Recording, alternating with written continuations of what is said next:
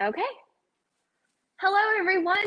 We are live from the Atlanta Community Food Bank Learning Kitchen, and we're super excited to be here today.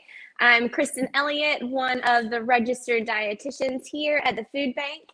And in the chat box, we have Joy Getz, our other registered dietitian here at the food bank. So she's going to be dropping some tips in there and responding to your questions and all overall engagement there in the chat box. I'm super excited about the recipe that we're making today.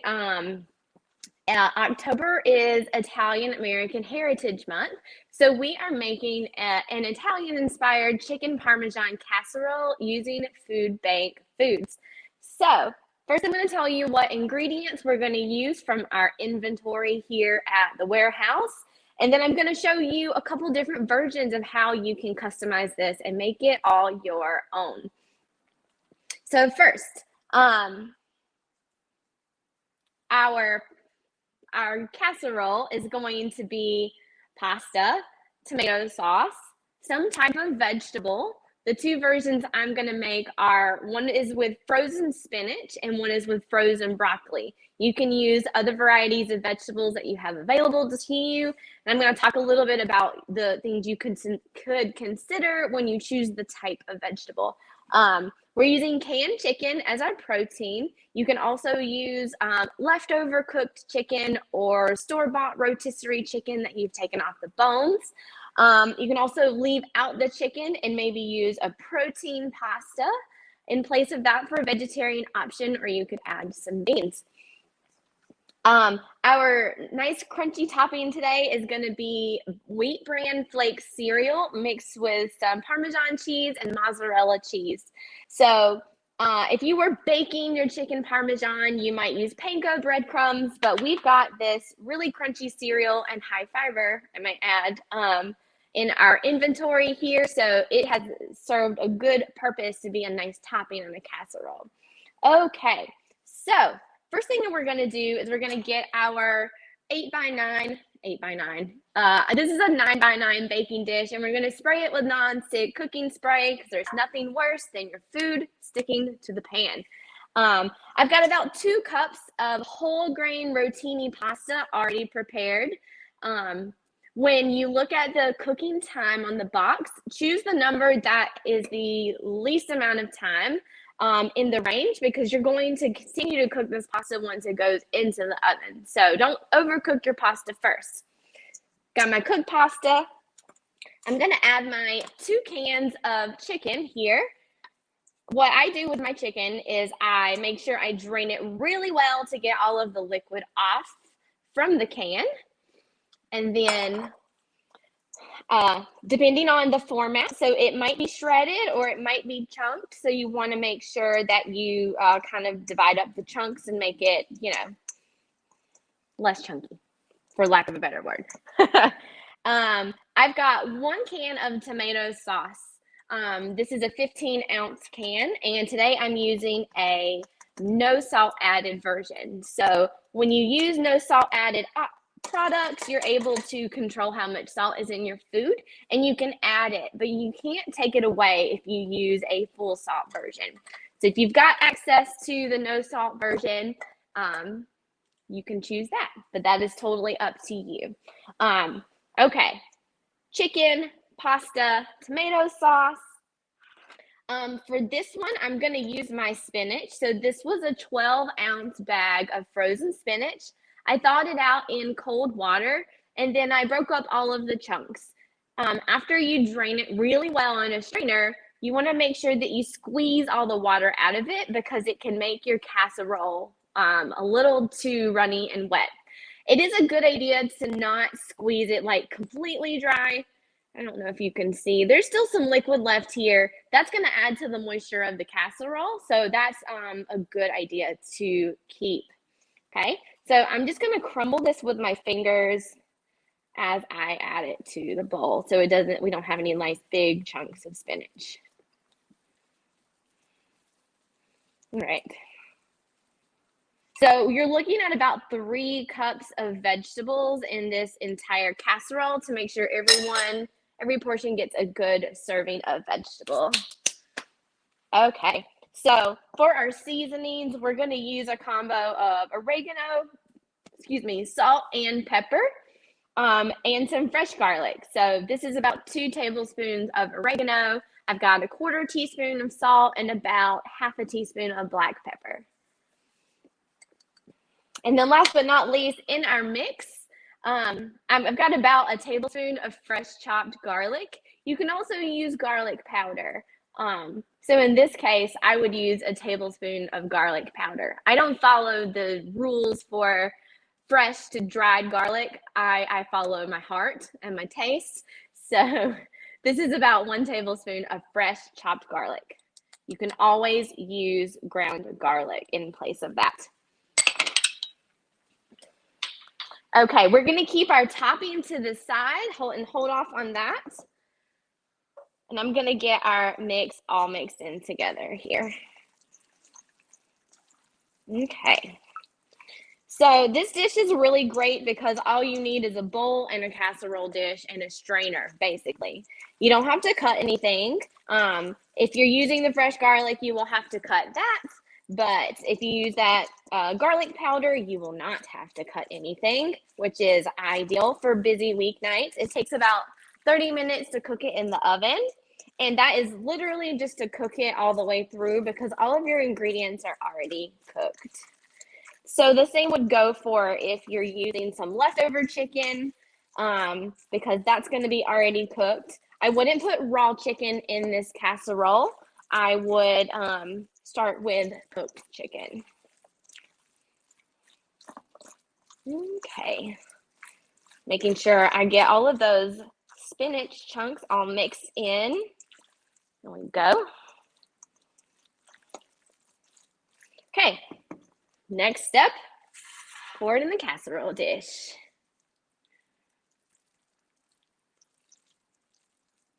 Okay. This looks delicious. I'm really excited about this version. When we were recipe testing, we tested with broccoli and we tested with fresh broccoli and frozen broccoli to see if there would be a difference between the cook time. So something we learned from that is the fresh broccoli makes the casserole a little bit more dry because it's not bringing any extra moisture into the casserole. So with the frozen broccoli, we thawed it out ahead of time and it was still damp. So that added to the moisture, and our feedback from food bank staff was that the one with the frozen broccoli had more moisture and was less dry. So if you use fresh broccoli, you're going to want to cook it a little bit. You could add the broccoli at the end of your pasta cook time, maybe about 3 minutes till the end of your pasta's cook time, and then it'll be cooked a little bit, and then it'll also just be wet from the pasta. So if you quickly mix the ingredients together after you cook the pasta, you're still going to get a little bit of moisture from the cooking water of the pasta and from the broccoli. So keep that in mind when you're choosing fresh versus a frozen vegetable option. This is the mixture for our spinach and rotini version of this chicken parm casserole. Last but not least, I'm going to add my topping mixture. So this is 1/2 cup of wheat bran cereal. This one happens to be sweetened. So the cheese kind of helps balance out the sweet flavor of the cereal. But ideally, you would choose a cereal that is unsweetened, so you've got a good balance of flavor. So this has got just a little bit, a handful of mozzarella and a little handful of Parmesan cheese mixed in. So I'm just going to cover the top evenly with my topping. This is where the crunchy, fried, the similarity comes from the chicken Parmesan. There we go. So I'm just going to make sure it goes evenly over the top. Just like that. If you want to be fancy, if you've got some fresh parsley or something like that, you could put it on top, or some dried parsley, or you could sprinkle some of that dried oregano that you put into the mix on top, and it just looks nice, adds an extra green pop. There is our uncooked casserole. I'm going to put it in the oven for about 30 minutes on 350.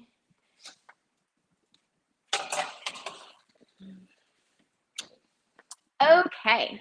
So like that went really fast. We've been live for how many minutes? Maybe 4 minutes. um, I love how quickly this dish can come together on a really busy weeknight.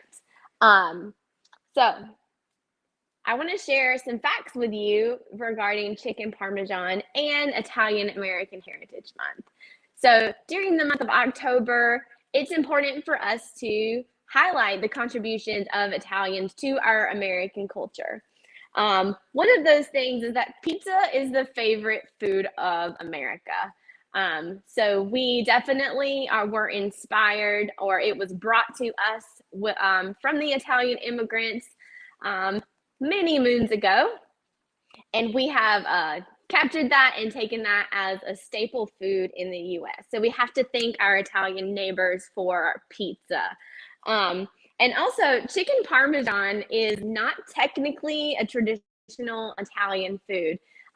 It actually, chicken wasn't a staple protein in Italy before the Italian diaspora, when so many Italians immigrated to America.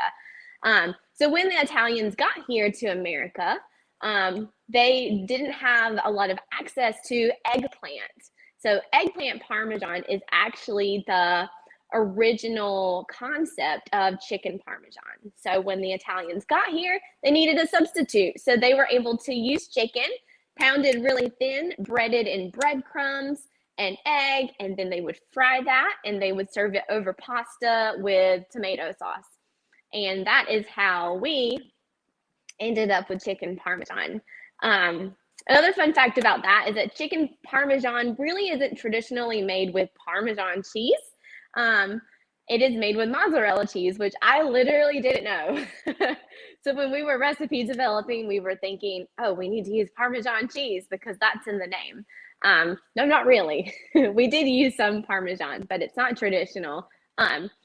The origin of the name is thought to be that the Italians who came to America and brought chicken parmesan to us were potentially from the area of Parma in Italy, which is in the northern region. But some other people think that that may not be correct because eggplant parmesan was eaten in the southern region. So the idea of the name is like still up in the air, but either way, if you make it with Parmesan or mozzarella, it will be delicious. Or you can use both. So thanks to our Italian neighbors for sharing so many inspirational food items with us that we have like turned into American food and then taken into our individual households and like made it our own. This casserole is an example of just that. We took the concept of chicken parmesan and we used food bank items and created a dish that was inspired by our Italian neighbors. So I'm super excited about this. This casserole is really delicious. So this recipe came from our Casserole Recipe Builder. So there's a link in the information on Facebook that is a bit.ly link that is build your own recipe. We have 8 different recipe frameworks or builders that you can take and you can use them as a reference and consider the food that you currently have on hand to make these recipes. So the idea that spaghetti is always, or pasta meal is always going to be the same, you don't have to use exactly the same ingredients all the time. You can customize it based on what you have. So Joy, would you mind grabbing one of the frameworks right over there? I meant to grab it ahead of time. I just want to show you through the process of what the framework looks like and how you can use it to customize your own casserole. Aha. Okay. All right, this is the pasta dinner framework, and we also have one for casseroles, but this works too because this is just a baked pasta. So the idea is that you will, I'm not sure how well you can see this. You can see that there are categories in the bottom highlighted in orange. Those categories are pasta, sauce, veggies, protein, and seasonings. So you can pick an ingredient from the recommended list of ingredients from each category and customize your own pasta dinner or casserole. Or we have a stir fry, one for smoothies, soups. There's one for pizza and nachos. So you can take what you have available to you and make a meal out of it. So today, the pasta we used what is elbow noodles and then also rotini pasta. Those are both in our inventory. For our sauce, we use the can of tomato sauce, but you can use other sauces or make your own sauce. And then our veggies, we had the frozen spinach or frozen broccoli, and you can use other things that you like more or whatever you have available to you. Our protein was the canned chicken, and then our seasonings were oregano and garlic and salt and pepper. So you can take what you have and make it custom to your taste. And that is exactly what we did with this chicken parm casserole. Okay. I want to hear from you all in the audience. I would love to hear what your favorite casserole is. If anybody has any feedback on that. I grew up on tater tot casserole or cheeseburger casserole, which were kind of the same thing. It could have been tater tots with cream of mushroom soup and like some ground beef and cheese. And then cheeseburger casserole was instead of the cream of mushroom soup, that was just not present. And then we like ate it with ketchup on top. So those are a couple of the casseroles that I grew up with. They never had vegetables in them when I was growing up. So we've got, Sarah says spinach lasagna casserole. Nice.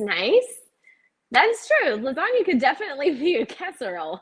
It's just layered instead of like all mixed together. That's a good one. I have to say chicken and rice casserole. Chicken and rice casserole. And I think that chicken and rice casserole kind of can be used across cultures, right? There's so many different versions of chicken and rice or the type of seasonings that you use. Thanks for sharing that one. Let's see, Althea says, not really a casserole, but love layered potato dishes. Our Thanksgiving fave is celery root and potato casserole. That sounds delicious, Althea. What kind of sauce is in that casserole or inspired casserole?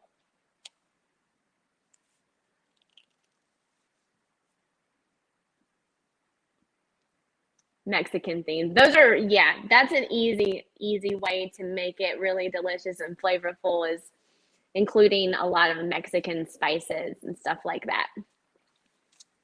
Oh, bechamel, awesome. So a good creamy white sauce over the potatoes.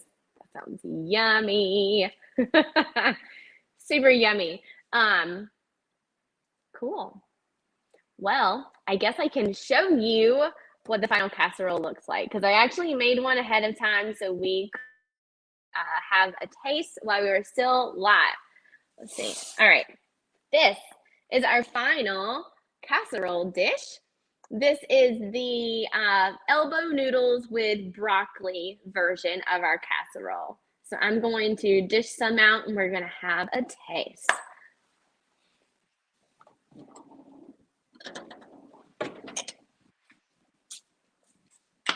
All right.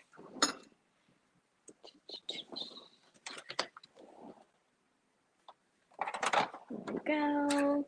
So this casserole serves 4 people. So it's a pretty decent sized serving. You could stretch that and serve 6 people and serve a salad on the side or another vegetable that you really like to give yourself more veggie servings to your day and make your casserole stretch. You can also easily double this and make a larger version in a bigger pan if your household size is much larger. There we go. Yum, yum, yum. I'm gonna give some to Joy over here too. All right, there we go. Thank you. You're welcome. All right, so here's our casserole. We've got the chicken and the broccoli and tomato sauce. That is delicious. It's remarkable how much it tastes like chicken parmesan. Super easy and quick weeknight dinner with pantry staple ingredients. All right. I just got a big cheesy bite. That was really nice. Okay, my friends, I would love to hear from you if you use one of our frameworks. You can send us a message on Facebook, or you can post a comment in this video at any time. I'd love to hear what you take from our frameworks and customize for yourself, especially if you make this chicken parm casserole. With all of that being said, we're going to wrap up a little early today. And I'm going to enjoy this yummy casserole. And we're going to share the rest of the casserole with our food bank staff here, because that is what we do with the food that we make. Food bankers love our days when we're live on Facebook. Okay, friends, I want to give you one little plug here. If you can find all of our nutrition resources online at bit.ly/ACFB nutrition resources. All of our recipes, our recipe builders, all of our videos from quarantine kitchen and pantry to plate, and much more. So if you're looking for some inspiration, please hop on over there and get inspired. And think about what you have in your pantry before you go to the grocery store. It's a great place to start. Okay, friends, hope you make this casserole. We'll see you in a couple weeks.